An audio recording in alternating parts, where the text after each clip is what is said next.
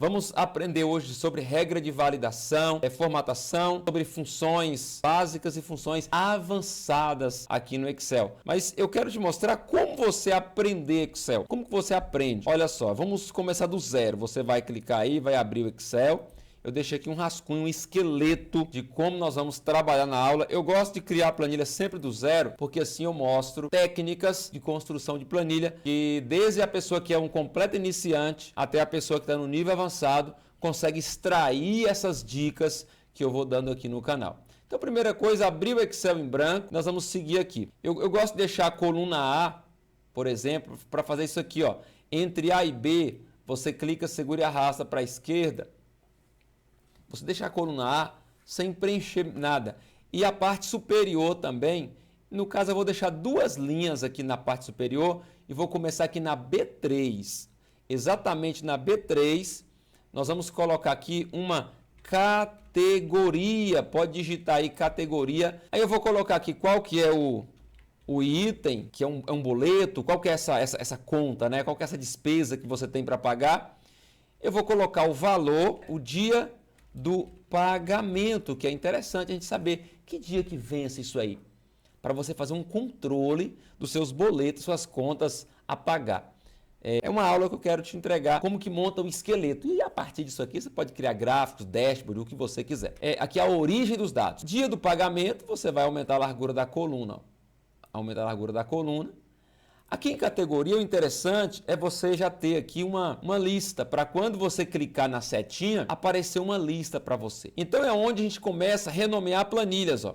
A primeira planilha aqui, então, botão direito, renomear, vamos colocar aqui, ó, contas a pagar. Vou colocar que realmente são contas a pagar. Agora, quando eu for colocar uma conta aqui, uma conta de água, uma conta de luz, um plano de saúde, seria interessante a gente categorizar isso aqui. Para quê? Para depois exibir isso em gráficos. Então, se eu vou categorizar, é interessante a gente ter uma planilha que eu chamo de apoio. Sabe, eu cliquei nesse maisinho aqui, nova planilha, eu vou digitar apoio. Aqui na planilha apoio, na B2, eu vou colocar assim, ó, escolha uma categoria, escolha uma categoria, clicar duas vezes aqui e vou colocar categoria, escolha uma categoria. E aí vamos colocar algumas categorias de despesas como transporte, alimentação, lazer, vestuário, saúde. E você pode colocar N tipos aqui, ó. Impostos, postos barra taxa, é um imposto, é uma taxa. Você pode colocar N categorias. Isso aqui é uma planilha de apoio. O que é essa planilha de apoio? Essa planilha, eu vou linkar esses dados aqui nessa planilha contas a pagar. Isso aqui eu estou mostrando para você como construir uma planilha do zero. Como que você começa a utilizar fórmulas, funções e os recursos do Excel. Você vai utilizar as fórmulas, as funções e os recursos de acordo com a sua necessidade. Quando você começa a criar uma planilha, essas necessidades vão aparecer e você vai começar a pensar, puxa, eu poderia fazer de tal forma, e se eu fizesse de tal forma? E aí é onde você vai aprendendo o Excel. Quero que você coloque nos comentários qual que é o seu nível de conhecimento, básico, intermediário, avançado. Coloca aí. Uma coisa interessante para você trabalhar com listas, é importante você fazer o seguinte, ó, seleciona só a tabelinha e vai aqui, ó, inserir tabela, só isso. Inserir tabela e clica em OK, só isso. Aí essa tabela aqui, eu vou chamar ela de categoria. Isso aqui é usabilidade. Vou desmarcar aqui a linha de cabeçalho. Tá vendo aqui em cima a linha de cabeçalho que eu não quero cabeçalho. Então todas as vezes que eu clicar em categoria, o Excel vai entender que categoria é essa tabela. Aí você ainda pode escolher aqui uma cor, se você quiser um estilo de formatação. Tá, perfeito? Isso aí você pode fazer. Deixa aqui. Volta para contas a pagar. O que eu estou pensando aqui? Eu estou pensando na pessoa que vai utilizar a planilha. Você pode criar e utilizar ou criar para uma pessoa utilizar. Então eu vou deixar isso aqui uma planilha agradável para ela utilizar. Ao invés dela ficar pensando e digitando a categoria, ela já vai escolher as que você deixar aqui pré-definidas. E eu garanto ainda a integridade dos dados. Sempre saúde vai ser do jeito que eu digitei aqui. Porque às vezes, se deixar o usuário, ele vai digitar alimentação com cedilha, outra hora não vai colocar, outra hora vai colocar tio, outra hora não vai colocar saúde sem acento, com acento, e isso lá na frente vai te dar um problemão, a sua planilha fica engessada, você não consegue trabalhar com ela. Então sempre pensa em padronizar as planilhas, perfeito? Ou seja, então o que eu tenho que fazer aqui para a lista aparecer aqui? Primeira coisa, eu vou nomear o intervalo. Eu preciso nomear o intervalo. Eu vou selecionar essa minha tabela aqui e vou transformar ela em um intervalo, porque o nome categoria é o nome que eu dei para a tabela. Mas para trabalhar com regra de validação, para fazer a lista, eu preciso nomear o intervalo.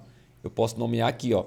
Eu selecionei, eu vou clicar na caixa de nome, categoria é o nome da tabela, vou colocar então vou colocar categorias, vou colocar no plural, pressionar a tecla Enter, vou clicar fora. Quando eu clicar em categorias, ele reconhece que é essa tabela aqui. Para eu saber se ficou certinho, eu vou aqui em fórmulas, gerenciador de nomes, ó, categorias, ele selecionou aqui, ó, toda a minha tabela. E o que é interessante é que ele reconheceu a tabela mesmo. Você vai ficar sabendo disso um pouco mais à frente, você vai saber o porquê que eu estou dizendo que ele reconheceu a tabela. Vou fechar aqui, volta em contas a pagar. Aqui no EB5 você vai clicar em dados, vai vir nessa opção aqui, ó, validação de dados, onde está permitir qualquer valor, você vai escolher lista. A fonte, você vai colocar o sinal de igual. Aqui você vai colocar o intervalo nomeado. Você deu um nome de categorias. Se eu colocar o nome categoria, que é o nome da tabela, ele não reconhece aqui em fonte. Ele reconhece o nome do intervalo, categorias. Clique em OK. Já vou descer aqui, ó, até a linha 20 mais ou menos, porque aqui ele já fez, ó. Tá vendo agora? Quando eu for preencher os dados aqui,